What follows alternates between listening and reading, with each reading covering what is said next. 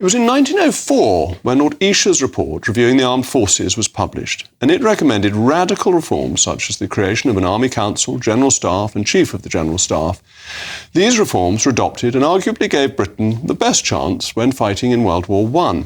But this efficiency provides a stark contrast to the state of the armed forces today, when we see not only the diversity, equity and inclusion virus as exposed in the Telegraph over the weekend, but also the huge amount of waste.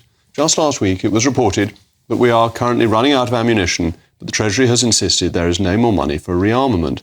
So how did a once great military become what it is today? Well, who better to ask than the defence editor of the Evening Standard, Robert Fox. Rob, thank you very much for joining me.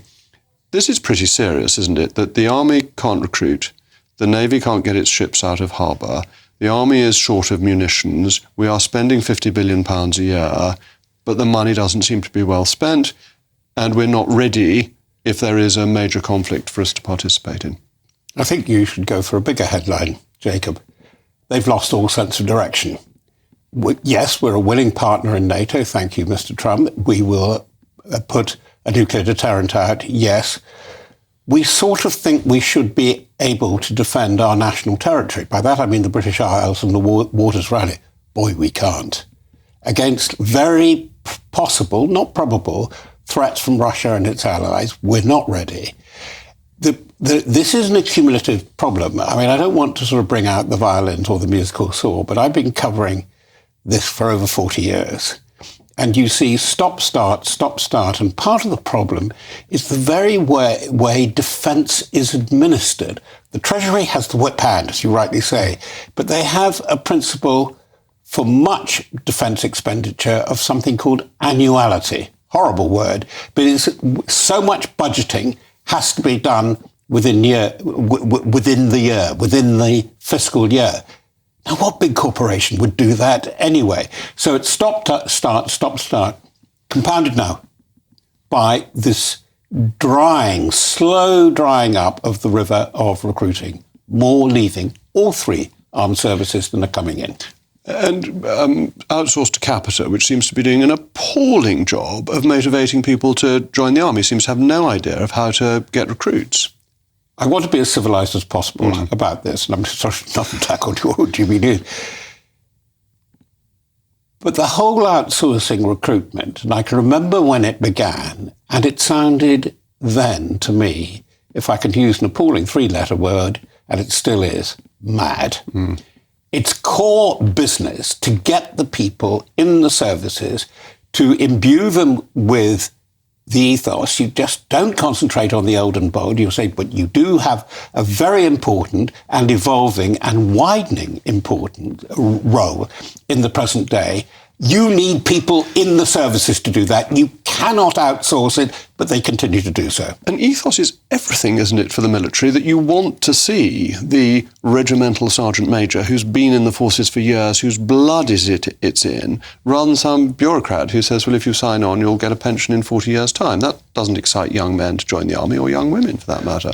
Well, I have been on several occasions where quick-wittedness and decisiveness and bloody-mindedness actually turned the day. There's no reason at all, given the way the odds were stacked, that the 2nd Battalion Parachute Regiment should have won at Goose Green. But let's put it like that, it won through. And it was sheer determination, it was the ethos. They weren't necessarily thinking Queen and country, it was the driving team that you felt. Discussing it, even with managers, particularly in the MOD, and it's not just civil servants, it's actually people dressed up in uniform who absolutely see it as a management problem. It isn't as a management problem. Actually, you've got to say this is a purpose and you can give your life for a period of service, real purpose behind it. They're not getting the message across. They're not getting the relevance of their ethos to contemporary youth. That is the crisis at the moment. Of recruitment. And then you've got the problem with procurement, so that when equipment comes through, it doesn't seem to work. Our aircraft carriers, which cost billions, don't seem to be operational. They finally got the Prince of Wales to limp out of harbour. What's going on there? Because we're spending billions, but not getting, as far as one can tell, value for money for it. Conceptually, a lot of these ships are absolutely fine, including the aircraft carriers, but they are very sophisticated and they've been hyper-engineered in some case in the most extraordinary way. Two of the most successful are the aircraft carriers and actually the Type 45 destroyer, which is a powerful beast, much admired by the Americans. But they have very singular prop shafts, and there are only about two foundries or factories in the world that can make them. They're actually in Norway in right. One case. And so you're getting absolutely shut down by this. And I think part of the problem is, you're in Parliament, defence as such is a very unpopular subject with politicians, with officials.